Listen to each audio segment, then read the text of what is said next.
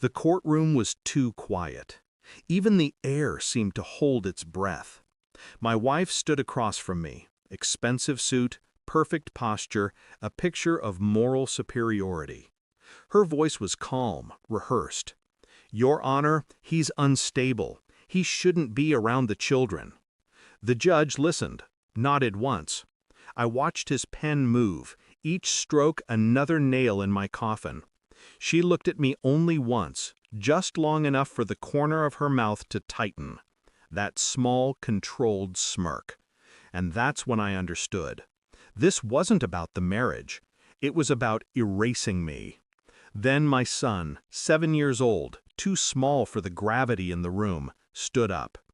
"Your Honor," he said, his voice trembling but steady, "should I tell you why Mom really wants us?" Her wife's head snapped toward him. "Stop talking!" she shouted. The judge slammed his gavel. The echo cracked through the silence like a verdict. I didn't breathe, because I already knew. Whatever came next would change everything. It started 6 months earlier. She began pulling away, quietly at first.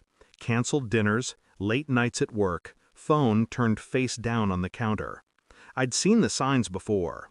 The sudden perfection in how she dressed, the constant checking of her reflection in windows, the new perfume she didn't wear for me. I didn't accuse her, not yet.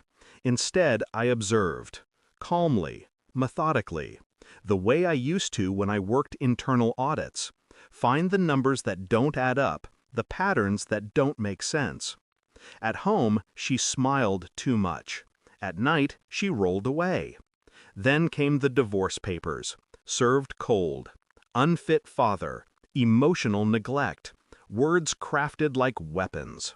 She wanted full custody, not because she loved them more, because she needed them. Leverage, image, power. But beneath that, I sensed something darker. Desperation. I didn't fight back, not immediately. Let her believe I was broken. Let her lawyer build a fantasy. Meanwhile, I started documenting.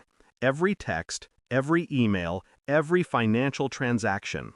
She wasn't careful. Guilt makes people sloppy. Then I found it.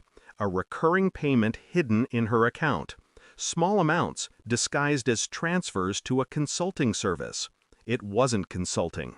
It was cash. Sent monthly, same day, same name. A private investigator confirmed what I suspected. The money wasn't for her, but for someone else. A man she'd been seeing. A man with a criminal record, drugs, distribution, and she'd let him around my children. I didn't confront her. I wanted the truth to come out where it mattered most, in front of the one man she couldn't manipulate, the judge. So I waited, played the part of the defeated husband, the one she thought she'd already destroyed. The day of the custody hearing, she spoke first. Her words were perfect, crafted like silk covering barbed wire. "He's distant, unstable. The children are afraid of him."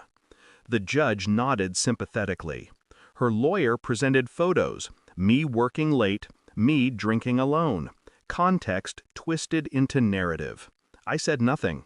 I didn't need to, because I'd already given my son something that morning. A small folded note, 4 words, written in my handwriting. Tell the truth, always. When he stood up, the courtroom froze.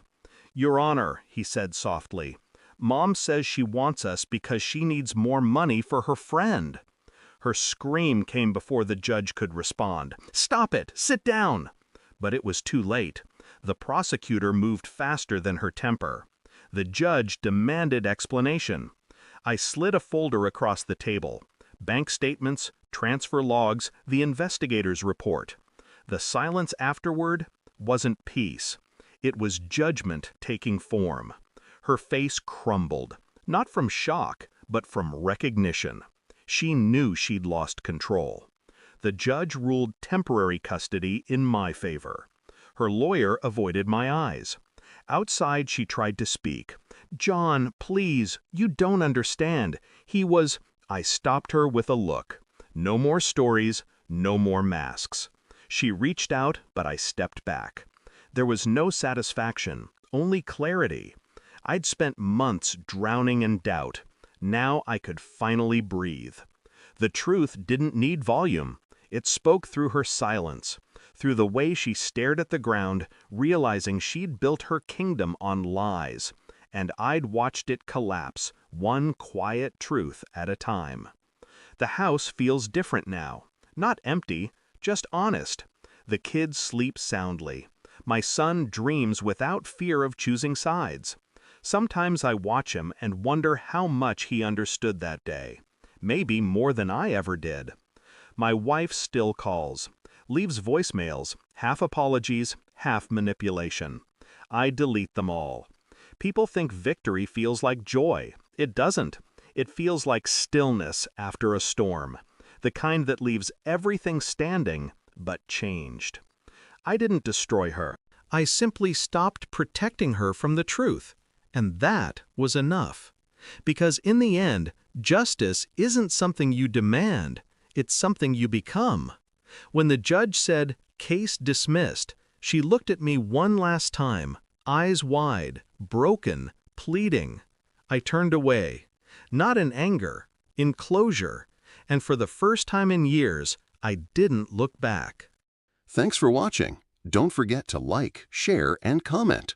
Subscribe now to Cheating Stories Insight World for more amazing stories.